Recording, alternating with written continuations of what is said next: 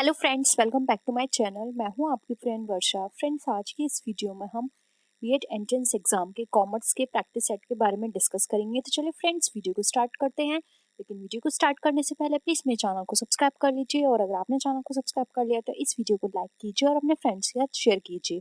चलिए फ्रेंड्स, आज की इस वीडियो को स्टार्ट करते हैं।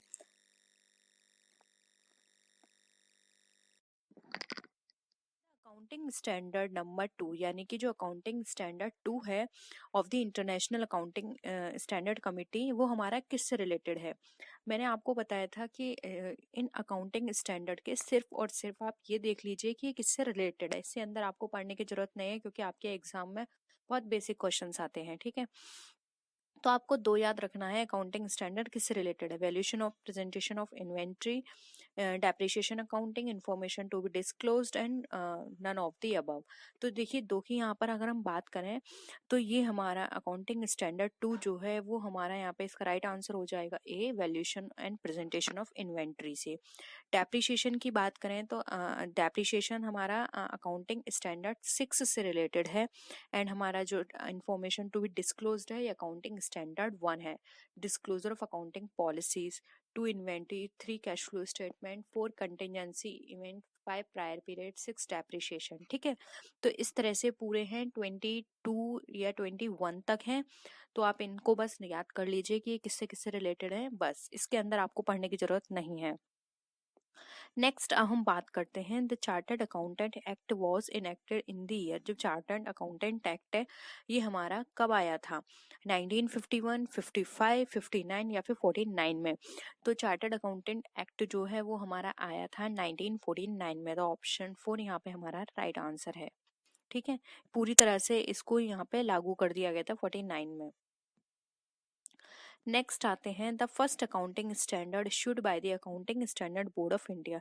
जो हमारा फर्स्ट अकाउंटिंग स्टैंडर्ड है वो जो इश्यू किया गया था accounting standard board of India के द्वारा, वो कौन सा है। अभी अभी मैंने आपको बताया था वैल्यूएशन ऑफ इन्वेंट्री, तो देखिए ये तो आपको पता ही चल गया 2 है। डेप्रिसिएशन ये भी मैंने आपको बता दिया 6। Disclosure of accounting policy and revenue recognition, इसमें से बताना है तो डिस्क्लोजर ऑफ अकाउंटिंग पॉलिसी मैंने आपको बताया था कि हमारा फर्स्ट से रिलेटेड है। तो देखिए यहाँ पर जो हमारा राइट आंसर है, यहाँ पे फर्स्ट ही पूछा गया है, तो ऑप्शन 3 राइट आंसर हो जाएगा। इज अ रियलाइजेशन अकाउंट, अब हमें बताना है रियलाइजेशन अकाउंट कौन सा अकाउंट होता है। ये पर्सनल अकाउंट होता है, नॉमिनल अकाउंट होता है, रियल अकाउंट या फिर सस्पेंस अकाउंट। तो रियलाइजेशन अकाउंट आपने देखा होगा ये पार्टनरशिप के अंदर प्रिपेयर किया जाता है। रियलाइजेशन अकाउंट ये एक तरह का नॉमिनल अकाउंट होता है, यानी कि नाम मात्र का खाता होता है। जब हम जो पार्टनरशिप फर्म होती है उसका वाइंड अप करते हैं या फिर समापन करते हैं, तो उसकी दशा में ये हम रियलाइजेशन अकाउंट प्रिपेयर करते हैं। तो यहाँ पे ऑप्शन 2 हमारा नॉमिनल अकाउंट राइट आंसर हो जाएगा। नेक्स्ट क्वेश्चन पे आते हैं, पेमेंट टू क्रेडिटर्स रिजल्ट, यानी कि जो भी पेमेंट किया जाता है क्रेडिटर्स को वो क्या रिजल्ट करता है, यानी कि उससे क्या डिसीजन या फिर हम बोल सकते हैं उससे क्या रिजल्ट निकल कर आता है। इंक्रीज इन टोटल असेट्स, यानी टोटल असेट्स में इंक्रीज हो जाता है, डिक्रीज हो जाती है टोटल असेट्स, इंक्रीज हो जाती है टोटल लाइबिलिटीज, या फिर reduction in total liabilities and total assets.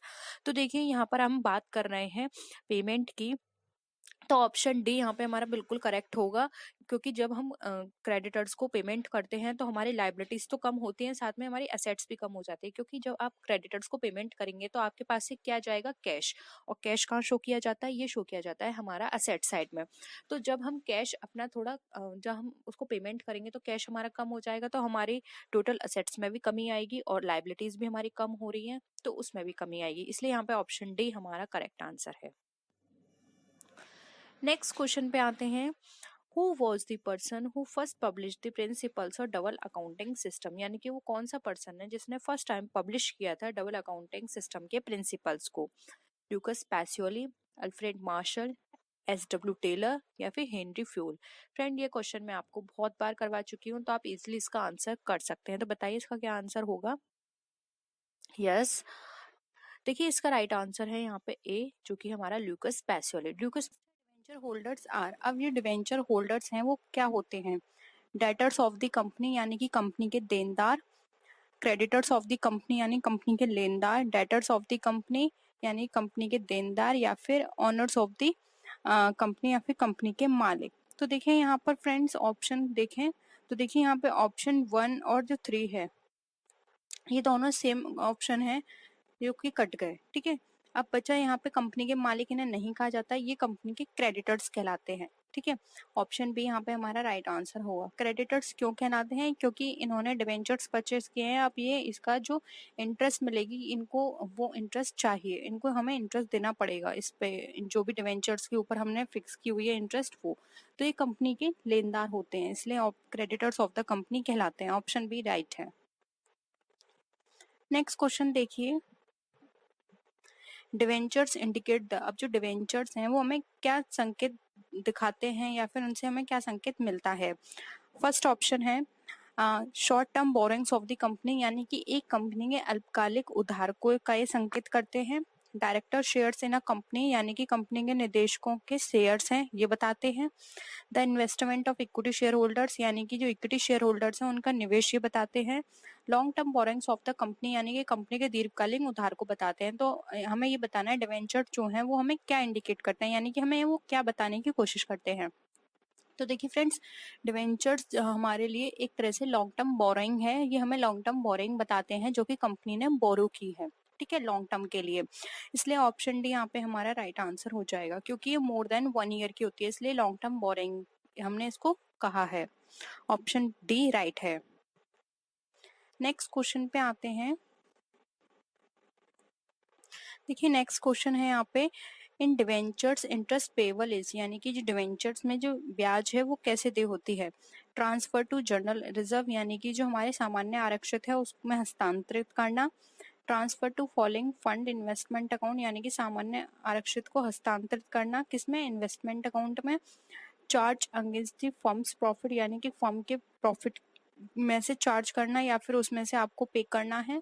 और appropriation of the company profit, यानी कंपनी के मुनाफे का विनियोग करना है। तो देखिए फ्रेंड्स, यहाँ पे जो इंटरेस्ट पेबल होगी हमारे डिवेंचर्स के लिए वो होगी यहाँ पे जो हमारे फर्म्स के प्रॉफिट होंगे उसमें से हम इसको, जो भी डिवेंचर्स होल्डर पे हमारे इंटरेस्ट बनेगी हम उसको पे करेंगे, यानी कि फर्म के प्रॉफिट से हमें इसको चार्ज करना होगा। इसलिए यहाँ पे ऑप्शन सी हमारा यहाँ पे राइट आंसर हो जाएगा, फर्म के प्रॉफिट से हम इंटरेस्ट को पे करेंगे, ठीक है। आई होप ये क्वेश्चन भी आपको क्लियर है। नेक्स्ट क्वेश्चन पे आते हैं।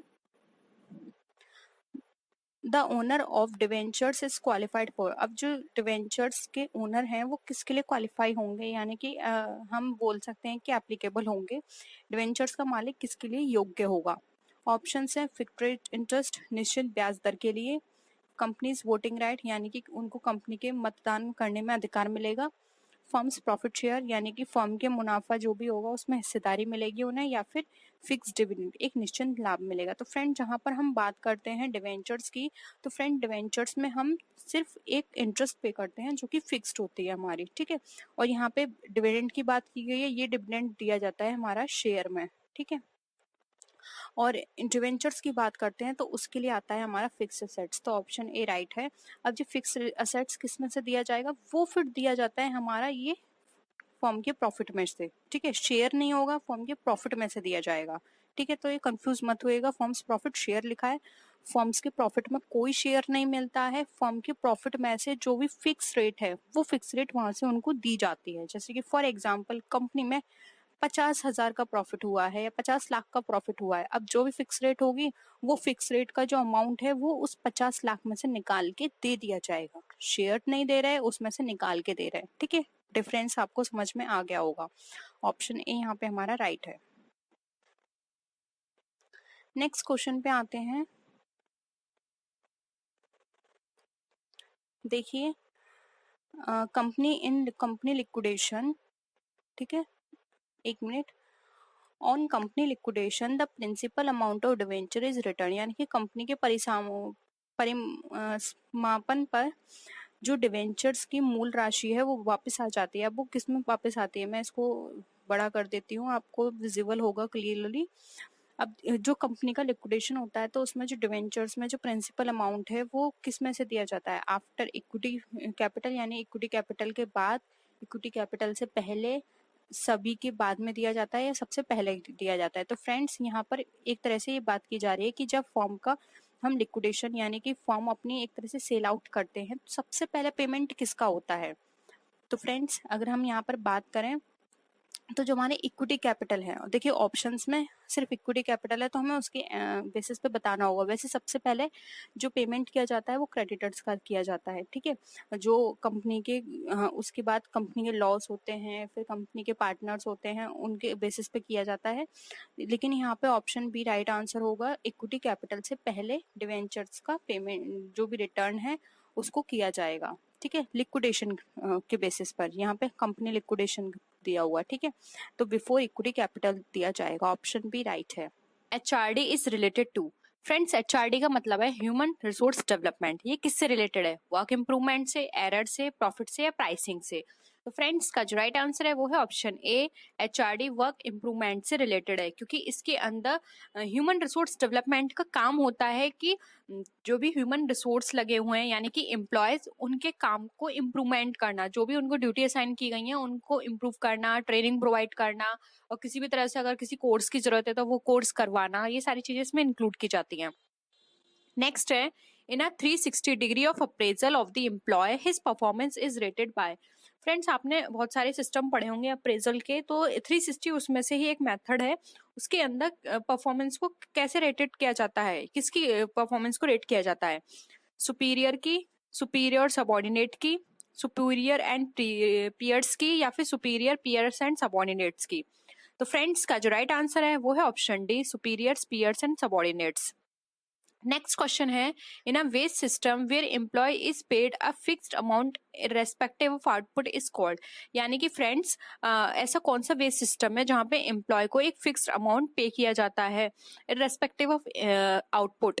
तो ऑप्शन है हमारे right, time rate system, piece rate system, time cum bonus system, या फिर piece cum bonus rate system. तो बताइए फ्रेंड्स क्या होगा इसका राइट आंसर?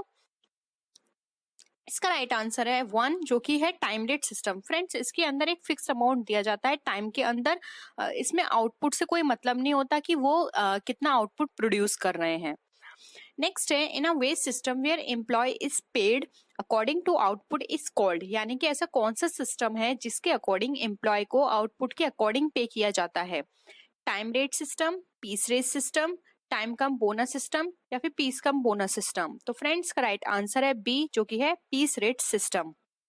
नेक्स्ट क्वेश्चन है, in which of the batch payment system an employee will be least interested in enhancing output. यानी कि ऐसा कौन सा बेस सिस्टम है जिसके अंदर एम्प्लॉय लीस्ट इंटरेस्ट होता है आउटपुट को ज्यादा प्रोड्यूस करने में या फिर उसको एनहेंस करने में?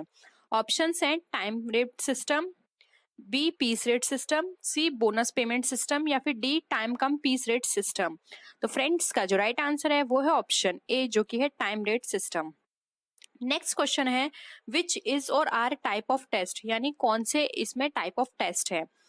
Interest test, aptitude test, personality test, या फिर ऑल ऑफ दीज? तो फ्रेंड्स राइट आंसर है इसका D, all of these. Interest test, aptitude test and personality test, ये सभी टाइप्स ऑफ टेस्ट में आते हैं। नेक्स्ट क्वेश्चन है, रोवन प्लान इज अ। तो रोवन प्लान किस तरह का प्लान है? ये एक इंसेंटिव प्लान है, या फिर मोटिवेशन करता है, टास्क प्रोवाइड करता है, या फिर वर्क के लिए है? तो फ्रेंड्स राइट आंसर है ए, ये एक इंसेंटिव प्लान है। रोवन प्लान के अकॉर्डिंग इंसेंटिव्स दिए जाते हैं। नेक्स्ट क्वेश्चन है, identifying the job is a basic part of. यानी किसी भी जॉब को आइडेंटिफाई करना ये किसका पार्ट है? जॉब एनालिसिस का, ग्रुप का, रेंज का, या फिर प्रॉब्लम का? फ्रेंड्स का राइट आंसर है ए, जो कि है जॉब एनालिसिस। नेक्स्ट है, which means deciding the value of the work done by the individual. तो ऑप्शंस हैं परफॉर्मेंस अप्रेजल, टास्क, एक्शन और रिवॉर्ड। तो फ्रेंड्स का जो राइट आंसर है वो है option A, performance appraisal. Next question है, द जॉब रीडिजाइन इंक्लूड्स। यानी जो जॉब है वो रिडिजाइन के अंदर क्या क्या इंक्लूड किया जाता है? Providing task closure, person, system, या फिर कास्टिंग? तो फ्रेंड्स का राइट आंसर है ए, इसके अंदर प्रोवाइडिंग टास्क क्लोजर को इंक्लूड किया जाता है। नेक्स्ट क्वेश्चन पे अब हम मूव करते हैं, HRM इन्वॉल्व्स। यानी HRM के अंदर क्या क्या चीज इन्वॉल्व होती हैं? Employee training, industrial relation, remuneration, या फिर ऑल ऑफ दीज? तो फ्रेंड्स का राइट आंसर है D, all of these. HRM के अंदर employee training, industrial relation and remuneration सभी चीजों को कंसिडर किया जाता है। नेक्स्ट क्वेश्चन है, फ्रिंज बेनिफिट्स इंक्लूड। यानी फ्रिंज बेनिफिट्स के अंदर किन किन चीजों को इंक्लूड किया जाता है? फाइनेंशियल फैसिलिटी, हाउसिंग, हेल्थ या ऑल ऑफ दीज? तो फ्रेंड्स का जो राइट आंसर है वो है option D, all of these. Fringe benefit के अंदर फाइनेंशियल और नॉन फाइनेंशियल यानी कि हाउसिंग और हेल्थ हर तरह की फैसिलिटीज को इंक्लूड किया जाता है। नेक्स्ट क्वेश्चन है, welfare is associated in HRM, यानी वेलफेयर जो है वो किससे एसोसिएटेड है? स्टाफ से, प्रोडक्ट से, सर्विस से या फिर रोल से? तो फ्रेंड्स वेलफेयर किसका होगा? स्टाफ का होगा। तो वेलफेयर जो है एचआरएम में वो स्टाफ से रिलेटेड है। नेक्स्ट है, recreation is more close to, तो रिक्रिएशन किससे ज्यादा मोर क्लोज है? फ्रिंज बेनिफिट से, ग्रुप से, बैंक से या फिर नेचर से? फ्रेंड्स का राइट आंसर है ए, फ्रिंज बेनिफिट से रिलेटेड है रिक्रिएशन। नेक्स्ट क्वेश्चन है, work participation in management means, यानी कि वर्क पार्टिसिपेशन और मैनेजमेंट जो होता है वो किससे रिलेटेड है? ऑप्शंस है ड्यूटी, एम्प्लॉय इन्वॉल्वमेंट, सिक्योरिटी या फिर रिस्क? तो फ्रेंड्स का राइट आंसर है बी, जो कि है एम्प्लॉय इन्वॉल्वमेंट। नेक्स्ट क्वेश्चन पे मूव करते हैं, participation can be in the form of, options हैं तो पार्टिसिपेशन जो है वो किस फॉर्म में इंक्लूड है? कलेक्टिव बार्गेनिंग है, रिस्क है, वेजेस है या फिर रेटिंग है? तो फ्रेंड्स ये रिलेटेड है कलेक्टिव बार्गेनिंग से। नेक्स्ट क्वेश्चन है, on the job training program is a method of, तो प्रोग्राम किस तरह का मेथड है? सिलेक्शन, ट्रेनिंग प्रोग्राम, अप्रेजल या रिपोर्ट? तो friends on the job training की बात की जाती है तो ये एक ट्रेनिंग प्रोग्राम है जिसके अंदर जॉब में रहते हुए किसी भी एम्प्लॉय को ट्रेनिंग प्रोवाइड की जाती है, उसकी जो भी एबिलिटी है, जो उसकी स्किल्स है उसको इनहेंस करने के लिए इस तरह की ट्रेनिंग प्रोवाइड की जाती है। नेक्स्ट क्वेश्चन है, रैंकिंग मेथड इज, तो रैंकिंग किस तरह का मेथड है? सैलरी, परफॉर्मेंस अप्रेजल, टास्क या सर्वे? तो फ्रेंड्स राइट आंसर है बी, रैंकिंग एक तरह का परफॉर्मेंस अप्रेजल है जो कि इसके अंदर एम्प्लॉय को रैंक दी जाती है कि उसने पास्ट ईयर से इस ईयर में कितनी रैंक उसने अचीव की है, यानी कितना इंप्रूवमेंट हुआ है उसके वर्क में। नेक्स्ट है, critical incident method is a method of, तो क्रिटिकल इंसिडेंट मेथड किस तरह का मेथड है? परफॉर्मेंस अप्रेजल, प्रमोशन, लॉस या फिर मार्केट? तो फ्रेंड्स क्रिटिकल इंसिडेंट मेथड एक तरह का परफॉर्मेंस अप्रेजल है। नेक्स्ट हम बात करते हैं अगले क्वेश्चन की, need of association is a, तो नीड ऑफ एसोसिएशन किस तरह का है? मोरल नीड है, सोशल नीड है, प्रॉब्लम है या फिर कॉन्फ्लिक्ट है?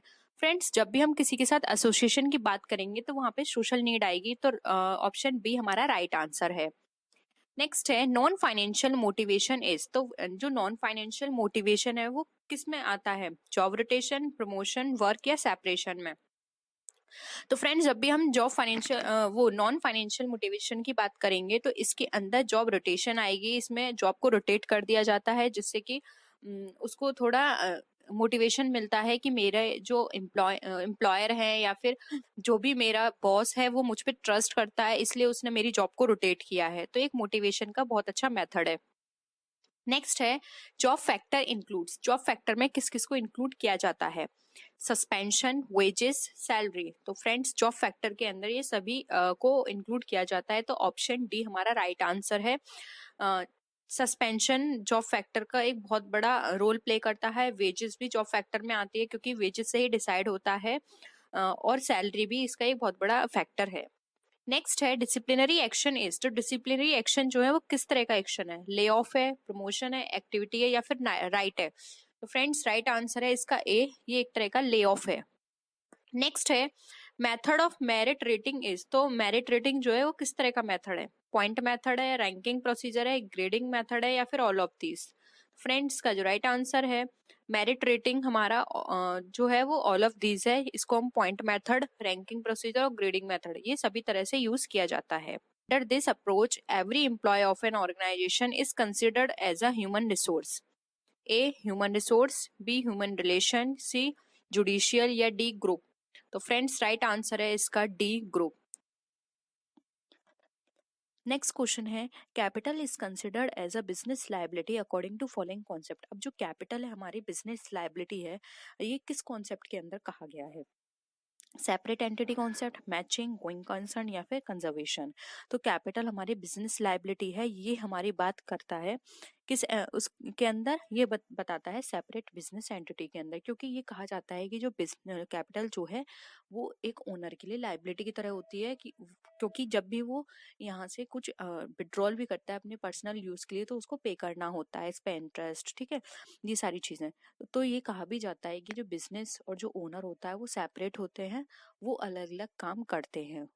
बिजनेस एक अलग सेपरेट एंटिटी है और उसका ओनर एक अलग है, ठीक है। तो ये सेपरेट एंटिटी के अंदर यहाँ पर बताया गया है। ऑप्शन ए यहाँ पे हमारा राइट आंसर है।